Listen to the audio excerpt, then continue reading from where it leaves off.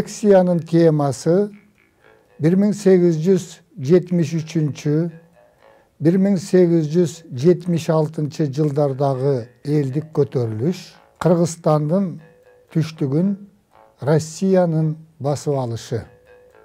Biz жоғарыдағы лекциялардың бірінде белгілегендей, 19 қылымдың 40 жылдарынан баштап Қоқан хандығында кризис башталады.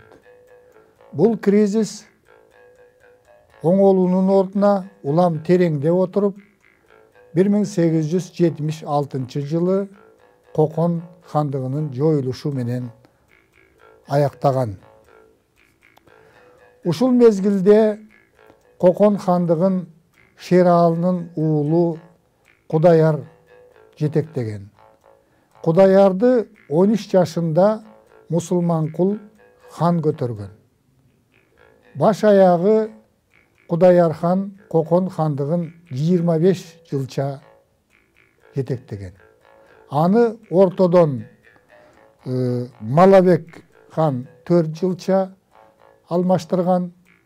Андан кейін ордодогу кутумдардын натыйжасында Шахмурат, Саид Султан, Құдай Құлбек, Насирдинбек деген ханзадалар Құдаярды алмаштырған. Ордодогу хандардын тез-тез алмаштырылышы, қан төгүүлөрдүн болуп турушу ошол Қоқан хандығындағы кризистин өтө кулчугандыгынан кабар берген. 1865 жылы май айында Россиянын аскерлери Черняевтин командасы астында Қоқан хандығынын стратегиялык маанидеги маанилүү шаары Ташкент шаарына чабуул коет. 3 күнгө созулган салгылашта Қоқан аскерлери жеңилип, алымкул аталык курман болгон. 1865 жылы 17 майда Ташкент шаары Россия аскерлери тарабынан жеңилип, Россиянын курамына өткөн. Бул Қоқан хандығынын чоң жеңилүүсү болгон. Қоқан хандығынын бийлиги Фергана, Алай, Памир менен чектелип калган. 1865 жылы 15 июнда Бухара эмиринин жардамы менен Құдаяр 3 жолу такка отурган. 2 жылдан кийин 1867 жылы жайында Түркістан областы Түркістан генерал губернаторлугу болуп кайра түзүлүп, бул генерал губернаторлуктун борбору Ташкент шаары белгиленген. Генерал губернатор болуп фон Кауфман дайындалган. 3 жолу 1865 жылы бийликке келген Құдаяр хандыкты чыңдоо үчүн салыктардын өлчөмүн 3 эсе көтөрүп, элди аябай эзип жиберген. Ошондуктан жерлерде Құдаяр хандын бийлигине каршы толкундоолор болгон. Бул толкундоолор акыры 1873 жылы элдик көтөрүлүшкө өсүп чыккан. Бул көтөрүлүш 3 жылга созулуп, тарыхта элдик көтөрүлүш, Қоқан көтөрүлүшү, Болот хандын көтөрүлүшү деп аталат. Көтөрүлүштү жалпы жонунан Болот хан деген ат менен Исқақ Асан уулу жетектеген. Исқақ Асан уулунун Болот хан деп аталып калышынын себеби төмөндөгүдөй. 3 жолу 1865 жылы бийликке келген Құдаяр ордодон Кыргыз Кыпчак төбөлдөрүн сүрүп чыгарат. Элди эзүүнү күчөтөт. Ушундай кырдаалда Кыргыз Кыпчак төбөлдөрү Шердатканын жетекчилиги менен Құдаярды алмаштыруунун жолун издешет. Бул үчүн хан тукумунан ханзада табыш керек болгон. Талкуунун жүрүшүндө Самарканда кадимки Алим хандын тукумдарынын бири Болотбек жашап аткандыгын билишет. Шердатка баштаган жетекчилер ошол жака барып Полотко менен сүйлөшүп максатты айтат. Бирок динге берилип калган Полот хан болуудан баш тартат. Өзлөрүнүн максаты ишке ашпай калган Кыргыз Кыпчак төбөлдөрү кайтып келатып, Ташкент шаарынын чеке белинде жашаган Жедигер уруусунан чыккан бай соодагер Абдымомундукуна кайрылышат. Ошол жерден Болот беке куюп койгондой окшош Исхак Асан уулун көрүшөт. Маселенин чоо жайын түшүнгөн зирек Исхак Асан уулу, эгерде макул болсоңор, мен Болотхан деген ат менен көтөрүлүштү жетектеп берет элем деп макулдугун берет. Ошентип тобокелчиликке барышып, Кыргыз Кыпчак төбөлдөрү Исхак Асан уулун Полотхан деген ат менен көтөрүлүштү жетектөөгө багытташат. 1873 жана 1876 жылдары болгон элдик көтөрүлүш негизинен эки баскычта өткөн. Биринчи баскыч 1873-74 жылдар. Бул мезгилде көтөрүлүш чар жайыт болсо да, төмөндөн жогору карай көтөрүлгөн. Ал Кудаяр хандын эзүүсүнө каршы багытталган. 1,5 жылга созулган бул мезгилде көтөрүлүш 4 чөлкөмдө, тагыраак айтканда Алайда, Аксыда, Эки суу аралыгында, Лейлекте, Курч мүнөздө жүргөн. Алайлык көтөрүшчүлөр 2 жолу хандын жазалоочу отрядтарын талкалаган. Ушундан кийин июль айында хан Абдрахман Аптабачы аркылуу Шердатканы Жарашалы деген шылтоо менен ордого чакырат. Шердатка хан менен жакшылыкча сүйлөшүү үчүн 40 белгилүү адамдардын коштоосунда ордого келген. Бирок хан Шердатканы баш кылып, бардык 40 адамды тең мууздатып салган. Ушундан соң кыжырданган Кыргыз Кыпчактар Ферганага басып кирген. Көтөрүлүшчүлөр тез арада эле Ош шаарын, Өзгөн шаарын, Арабанды, Үч Коргонду, Анжиянды, Булак башы жана башка жерлерди ээлеп алган. 1873 жылы күзүндө көтөрүлүшчүлөр тоо таянып чегинип кеткен. Аксыдагы көтөрүлүш Исхак Асан уулунун ысымы менен тыкыз байланыштуу. 1873 жылы жайында Аксыдагы Сейфут Булан деген мазарда Исхак Полотхан деген ат менен ак кийиске салынып, хан көтөрүлүп, көтөрүлүштү жетектей баштаган. Абдрахман Аптабачы жетектеген хандын аскерлери кысымга алганда, көтөрүлүшчүлөр Алабука аркылуу Чаткалга ооп кеткен. Бирок Шердатка баш болгон 40 белгилүү адамдын башы алынганын угуп, алар Алабукага басып кирген. Эки суу аралыгындагы көтөрүлүш дагы Курч мүнөздө өткөн. Муну карапайым үй бүлөдөн чыккан Мамыр Мерген уулу жана Жедигер уруусунун биларманы Кангайты би жетектеген. Булар 1873 жылы июль айында Жалалабад, Ханабад кыштактарын, Өзгөн шаарын ээлеп алган. 1873 жылы күзүндө көтөрүлүш чоң камкордук менен хандын аскерлери тарабынан басылган. Лейлектеги көтөрүлүш дагы Курч мүнөздө башталып, аны Мамырбай деген адам жетектеген. Аны басууга Абдрахман Аптабачы жөнөтүлгөн. Көтөрүлүш аеосуз басылып, 400 адам туткундалып, алардын баарын Коконго айдап келип, даргага асышкан.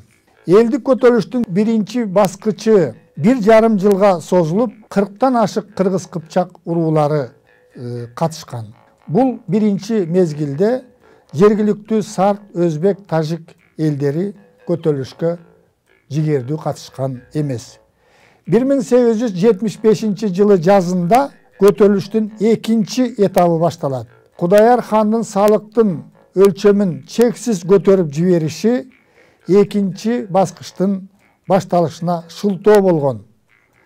Бул баскыч биринчи баскычтан максаты, мүнөзү, масштабы, курамы тарабынан айырмаланган.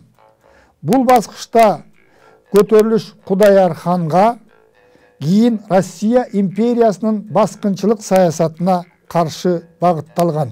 Бул мезгилде көтөрүлүшкө Ферганадагы өзбектер, сарттар, тажиктер дагы кыргыз кыпчактар менен кошо активдүү катышкан. Элдик көтөрүлүш күч алып, Болот хан өзгөндү ээлеген.